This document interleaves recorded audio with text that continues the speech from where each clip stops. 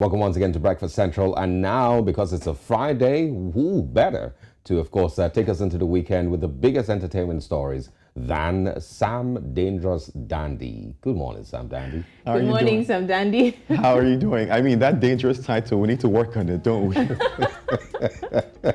morning, man. What's going on? Well, there's so much happening, and you said it, one of the biggest stories. With the global premiere of Black Panther Wakanda Forever set for the 11th of November's release, the track list for the soundtrack to the sequel of the billion-dollar blockbuster franchise has been revealed. Now, the music compilation features an impressive array of African stars from different parts of the continent.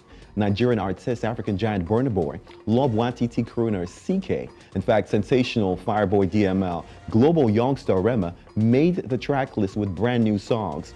Now, the 19-track compilation also features South African artists, the DBN Gogo, Sino Msolo, Kamo Mphela, Stunna, and of course, Busiswa. Now, who all collaborated on 2 songs on that body of work, one of them called Love and Loyalty, or Believe, and another titled Jele.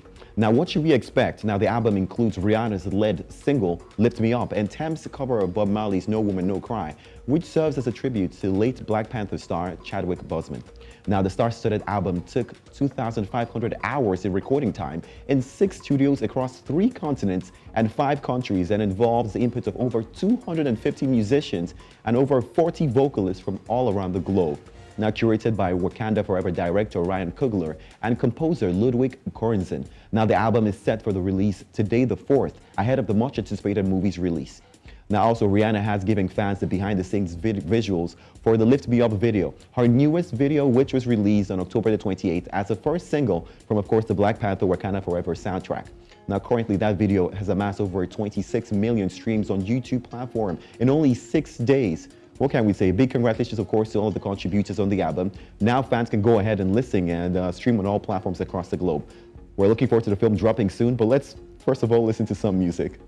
But now let's move to this big story out of South Africa. Musician Shane Eagle, the gifted young rapper, has just announced that Chocolate Milk, the standout single from his sophomore album Never Grow Up, has been featured on an NBA 2K23 video game soundtrack. Now, Eagles becomes the first South African local artist to be featured on the billion-dollar hits video game. Eagles broke the news with a tweet, and he says, "To be quoted in such an iconic piece of history is an honor and a dream come true."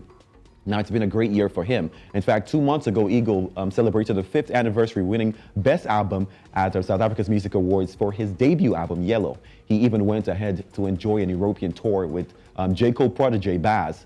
Now, a big congratulations, of course, to the star for representing Africa, or should I say to the Eagle. But of course, congratulations to him.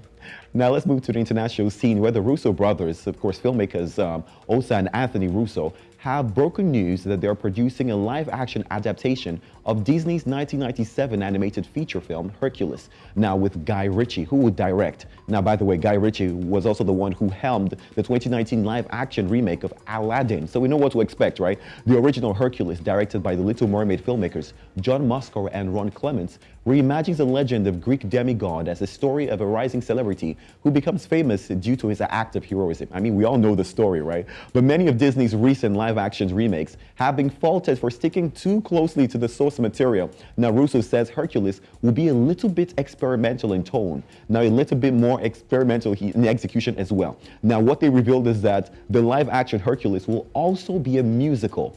I don't know what that's going to be like, but speaking on it, he says there are questions about how you translate it as a musical. Audiences today have been trained by TikTok, right? What is their expectation of what that musical looks like and feels like? That can be a lot of fun and can help us push the boundaries a little bit on how you execute a modern musical.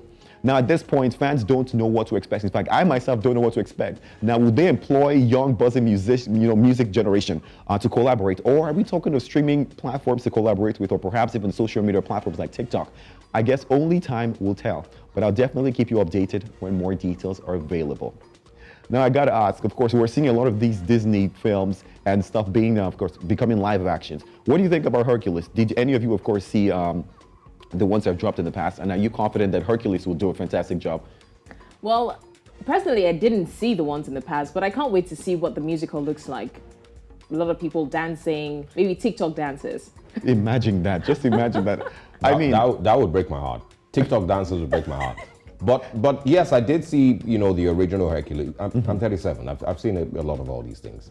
That made me sound really old. But I did see the old one. I'm looking forward to this one. I felt a little disappointment with The Lion King, but I like the fact that they are moving in the musical direction with this one. So I think this would be a complete hit. And it's been a while. We actually saw a really, really good musical.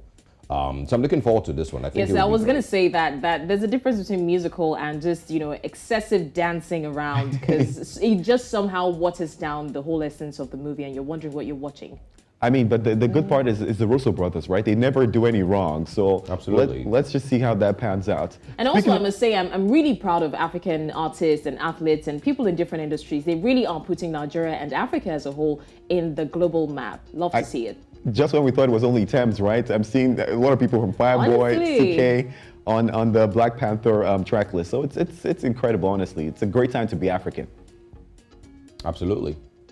Of course, let's see what the movie itself turns out like. I'm looking forward to it also. But thanks very much, Sam Dangerous Dandy. I wish you a very, very dangerous weekend. Thank you for having me. See you again next week.